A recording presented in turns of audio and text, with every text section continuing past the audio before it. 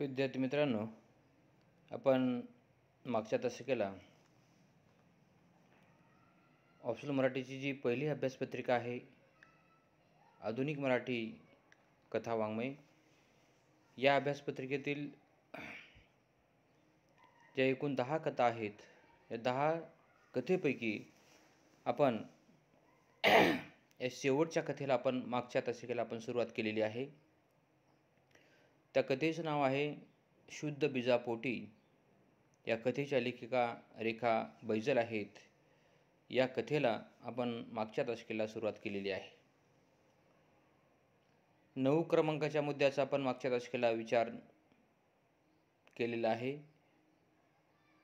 केला होता. नेहा हिमोफिलियामुळे मूल न होण्याचा निर्णय तिने घेतलेला आहे. मुलांनो, मानवी शरीर, मानव मूलतः हा नाशवंत प्राणी आहे, माणूस आहे, आणि त्याचा देह, त्याचं शरीर हे नश्वर आहे. आणि प्रत्येक व्यक्तीचा मृत्यू हा ठरलेला आहे, मृत्यू हा अटळ आहे. कोणाचा आज आहे तर कोणाचा उद्या आहे, कोणाला 50 वर्ष आयुष्य आहे, कोणाला 60 आहे, कोणाला 70 आहे. आणि सध्याच्या काळामध्ये, सध्याच्या वातावरणात माणसांना आयुर्मान किती वर्षे मिळत आहे, लाभत आहे, आपल्या सर्वांनाच माहीत आहे. पूर्वीची माणसं जवळपास 80, 90, 100 वर्षे जगलेली आहेत. परंतु सध्याची माणसं ही पूर्वीच्या माणसाच्या तुलनेत फारच अल्पकाळ जीवन जगत आहेत, अल्प आयुष्य त्यांना मिळत आहे. आणि त्यातही या माणसाच्या वाट्याला वेगवेगळे आजार, वेगवेगळे विकार, वेगवेगळे डिसीज येत आहेत. मग प्रत्येक माणसाला वाटत आहे, मी खूप प्रगती करत आहे, प्रचंड प्रगती करत आहे आणि माझा सर्वांगीण विकास होत आहे असं वाटत आहे. परंतु दुसऱ्या बाजूला अशा प्रकारचे आजार वाट्याला येत असल्यामुळे माणूस त्याच्या जीवनातून उद्ध्वस्त होण्याच्या मार्गावर आहे. अशाच प्रकारची या कथेतील ही स्त्री व्यक्तिरेखा आहे. तिचं नाव आहे नेहा, आणि नेहाला हिमोफिलियाचा हा अनुवंशिक आजार आहे. तो तिच्या आई वडिलांकडून तो आजार तिला वरदान मिळालेला आहे, असंच म्हणावं लागेल मुलांनो.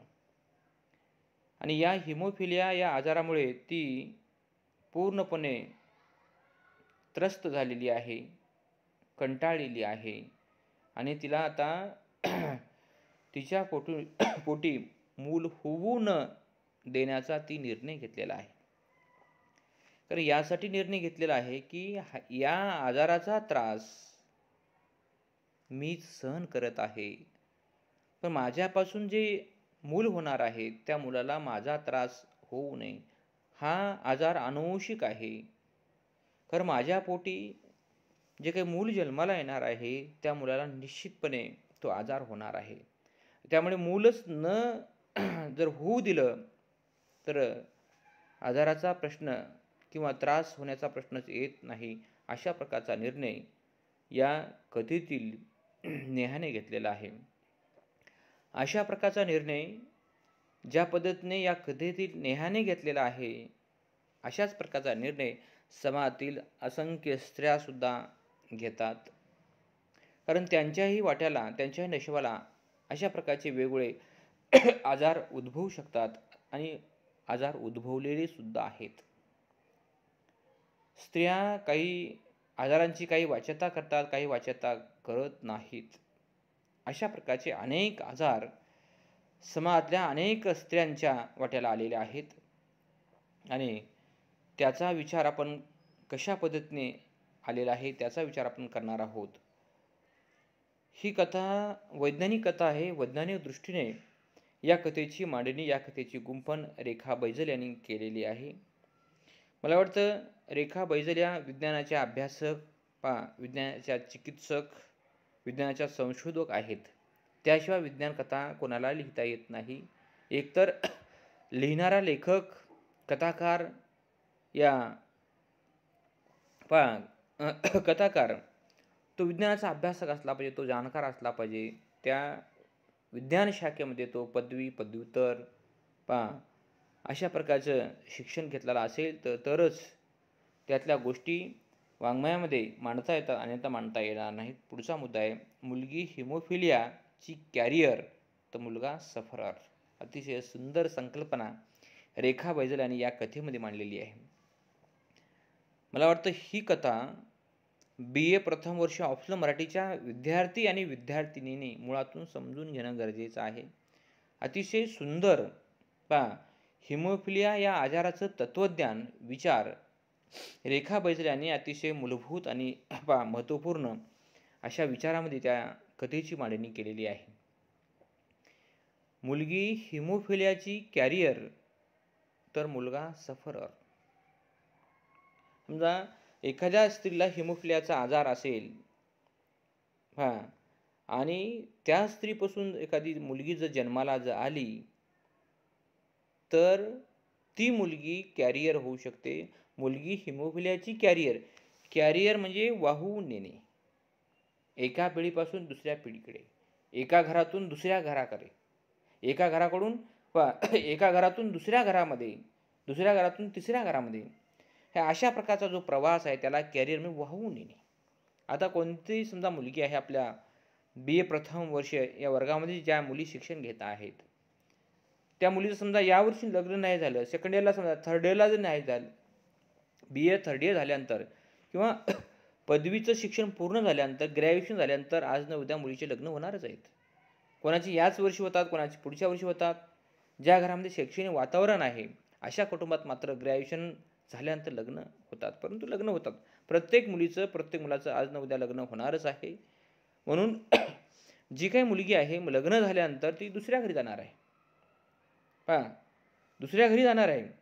मग आज समजा माहेरी आईवडिलांच्या घरी एखाद्या मुलीला जर हिमोफिलिया नावाचा जो आजार असेल आणि तो उपजत अनुवंशिक आहे आणि तिला जो काही त्रास होतो तो त्रास ती स्वतःच त्रास सहन करत आहे आणि लग्न होऊन जेव्हा ती दुसऱ्या घरी सासरी जाते, सासरी गेल्यानंतर मग लग्न झाल्यानंतर तिला मूल होणार आहे.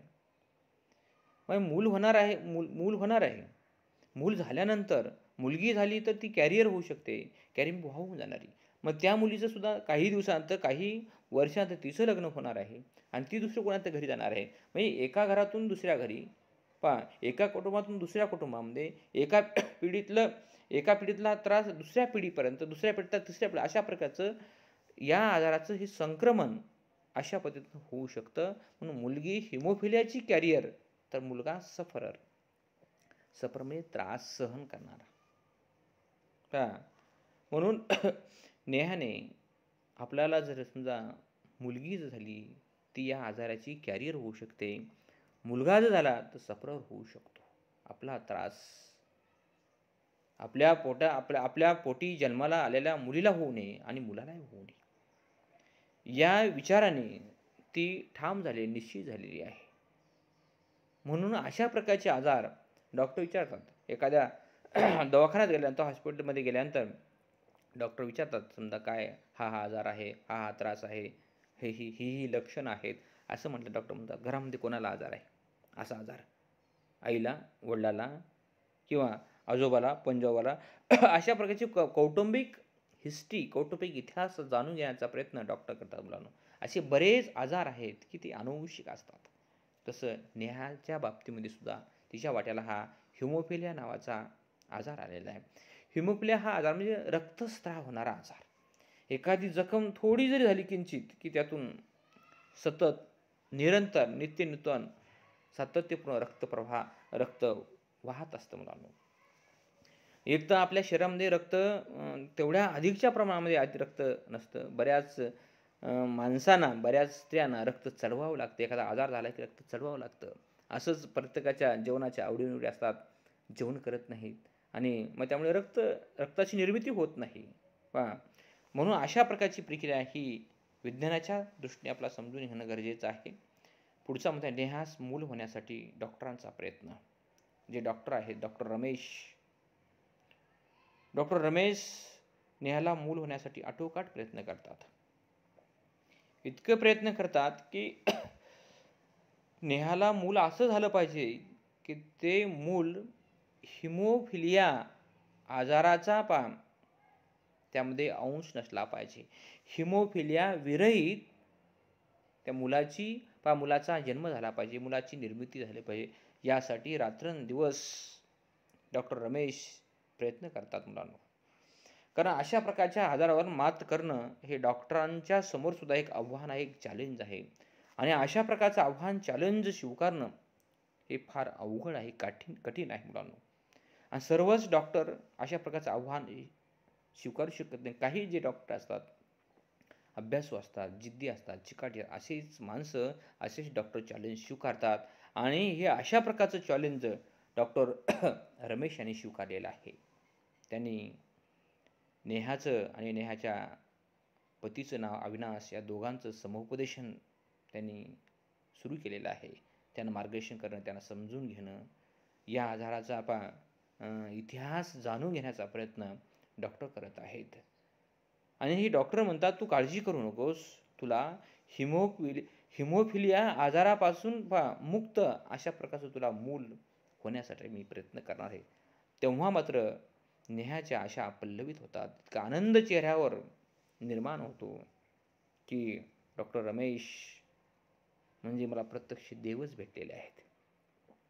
प्रयत्न केल्यानंतर या जगामध्ये सर्व काही गोष्टी साध्य होऊ शकतात, परंतु प्रयत्न करणं गरजेचं आहे. त्या दिशेनं अचूक दिशा मिळणं सुद्धा गरजेचं आहे. आता डॉक्टरांचा, दवाखान्याचा इतका बाजार निर्माण झालेला आहे, खूप प्रचंड बाजार निर्माण झालेला आहे. दवाखान्यांचं सुद्धा प्रत्येक क्षेत्राचं जसं बाजारीकरण झालेलं आहे, तसं दवाखान्याचं सुद्धा, डॉक्टरांचं सुद्धा बाजारीकरण झालेलं आहे.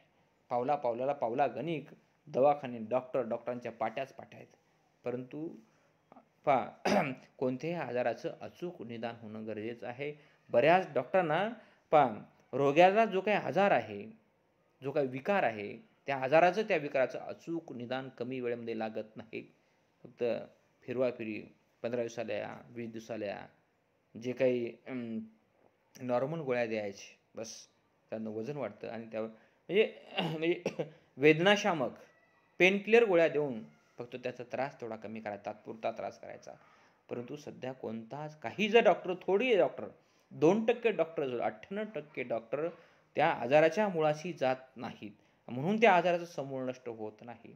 मग दवाखाने करून गोळ्या खाऊन आपलं शरीर पूर्ण खराब होत आहे मुलांनो. गोळ्या ह्या केमिकलयुक्त असतात, रासायनिक असतात. आपल्या शरीरातल्या प्रत्येक अवयवावर त्या इफेक्ट करतात. शरीरातले अवयव डॅमेज होतात मुलांनो.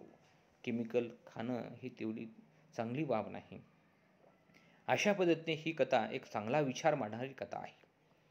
मग पुढे डॉक्टर नेहाला 15 दिवसाला, 20 दिवसाला ते बोलावतात आणि रक्ताच्या चाचण्या, लघवीच्या चाचण्या, स्त्रियांना एक महत्त्वाचा घटक म्हणजे जे स्त्रीत्व आपण जे म्हणतो आणि ज्या स्त्रीत्वातून मातृत्व तयार होतं असं, तो भाग म्हणजे मासिक पाळीचा भाग आहे.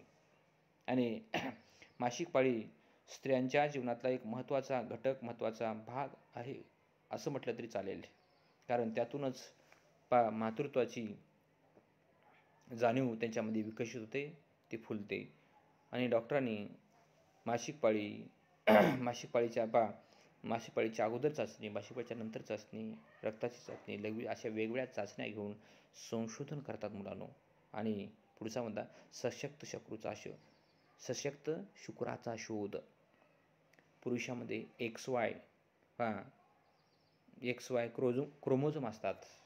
पुरुषामध्ये XY क्रोमोझोम असतात आणि स्त्रीमध्ये XX क्रोमोझोम असतात मुलांनो. पुरुषामध्ये XY क्रोमोझोम असतात आणि स्त्रीमध्ये XX क्रोमोझोम असतात. आणि स्त्रीकडून X आणि पुरुषाकडून X हे 2 गुणसूत्र क्रोमोझोम एकत्र आले, त्यातून मुलगी तयार होत असते. आणि स्त्रीकडून X आणि पुरुषाकडून Y असे 2 क्रोमोझोम गुणसूत्र एकत्र आले की मुलगा तयार होत असतो. या गोष्टी सायन्समध्ये आपल्याला अभ्यासता येतात आणि त्यातूनच ही माहिती पुढे येते. आता डॉक्टरांनी असं ठरवलेलं आहे पहा, नेहामध्ये शुक्राणू आहेत, नाहीत असं नाही. शुक्राणू आहेत, नेहामध्येही शुक्राणू आहेत आणि अविनाशमध्ये सुद्धा शुक्राणू आहेत. परंतु अविनाश डॉक्टरांनी दोघांच्या तपासण्या केल्या, दोघांची चाचपणी केलेली आहे, परंतु अविनाशमध्ये काही आढळलेलं नाही. परंतु नेहाची आहे, नेहाचे जे शुक्राणू आहेत, नेहाचे जे क्रोमोझोम आहेत, नेहाची जी गुणसूत्र आहेत, नेहाच्या गुणसूत्रामध्ये पहा हिमोफिलियाचा अंश आहे, हिमोफिलियाचा समावेश आहे. असे शुक्राणू डॉक्टरांनी चाचपणी करायचा प्रयत्न करत आहेत डॉक्टर, की ते शुक्राणू सशक्त स्ट्रॉंग असले पाहिजे, हिमोफिलियावर मात केली पाहिजे. याचा शोध, याचं संशोधन डॉक्टर रमेश करे. सशक्त शुक्राचा शोध. आणि ती चाचणी करायची आणि त्या चाचणीमध्ये जे शुक्राणू आहे ते शुक्राणू जर सशक्त असतील, हिमोफिलिया मुक्त असतील, हिमोफिलिया विरहित असतील, तर ते शुक्राणूच आपण बाजूला घ्यायचे, प्रयोगशाळेमध्ये त्याची चाचपणी करायची. आणि डॉक्टरांनी शेवटी वेगवेगळ्या चाचण्या करत त्यांनी शेवटी सशक्त शुक्राणू त्यांना भेटलेले आहेत. इतका मोठा आनंद होतो डॉक्टरांना, प्रचंड मोठा आनंद होतो. ज्या क्षेत्रामध्ये, ज्या आजारावर डॉक्टरांचं संशोधन सुरू असतं आणि त्यामध्ये यश जर मिळालं तर डॉक्टरांना निश्चितपणे प्रचंड आनंद होतो. तसा आनंद डॉक्टर रमेश यांना झालेला आहे. पुढचा मुद्दा आहे नाविन्यपूर्ण प्रयोगामुळे नेहास मुलाची उत्सुकता. नेहानं तर आशा सोडलेली होती, आता मला मूल काही होणार नाही, झालं तर ते मूल हिमोफिलिया युक्त होईल. परंतु नेहाने असं ठरवलं की हिमोफिलिया युक्त मूल मला होऊ द्यायचं नाही, मूल जन्माला घालायचं नाही, म्हणून ती निवांत बसलेली होती. शेवटी डॉक्टर रमेश यांच्या प्रयत्नामुळे डॉक्टर रमेश यांच्या नाविन्यपूर्ण प्रयोगामुळे नेहास मुलाची उत्सुकता निर्माण झालेली आहे. डॉक्टरने सांगितलेलं आहे नेहा आपला हिमोफिलिया मुक्त, हिमोफिलिया विरहित, हिमोफिलियाचा अंश नसलेला सशक्त स्ट्रॉंग कार्यक्षम शुक्राचा शोध आपण लागलेला आहे आणि ते आपल्या हाती लागलेले आहेत. आणि अशा पद्धतीने त्यांनी प्रयत्न सुरू केलेले आहेत. पुढचा मुद्दा अथक प्रयत्नातून फर्टाईल एबीओचे यश. अथक प्रयत्नातून फर्टाईल एबीओचे यश. मुलांनो, अशा प्रकारचा शुक्राणूचा, जीवाणूचा शोध लावणं फार अवघड बाब आहे. हे सर्वच डॉक्टरांना जमत नाही. जे डॉक्टर यामधले तज्ज्ञ आहेत, जे डॉक्टर यातले अतिशय अभ्यासू आहेत, अशाच डॉक्टरांना या गोष्टी मिळतात. अथक प्रयत्नातून फर्टाईल एबीओचे यश. फर्टाईल म्हणजे फलक्षमता, प्रजनन क्षमता. फर्टाईल प्रजनन क्षमता, एबीओचे यश. प्रजनन क्षमतेचा ज्या जंतू आहे, जीवाणू जंतू, त्याचा शोध लागलेला आहे.